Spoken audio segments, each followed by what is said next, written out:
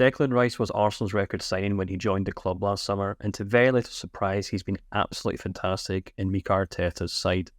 The really fascinating thing about Rice for Arsenal this season is that he's more or less doing exactly what he did for West Ham last season, but that in itself has made Mikel Arteta's team far more formidable in this season's Premier League title race.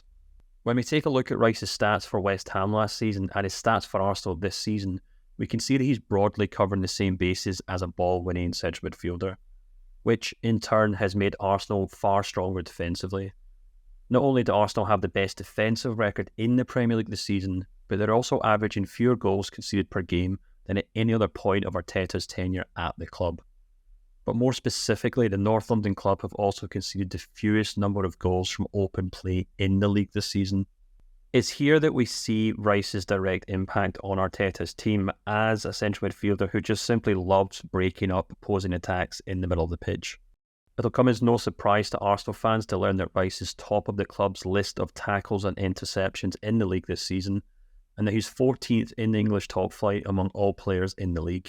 However, what may surprise them is that no other Arsenal midfielder has come close to matching Rice's stats during Arteta's time at the club. In other words, the Gunners haven't had a player like Rice in a long time. We can track the direct impact Rice is having on Mikel Arteta's team this season with two very clear metrics. One is the amount of passes made by opposing teams into the Arsenal box, and the other is the amount of tackles that Arsenal make in the middle third of the pitch each and every game.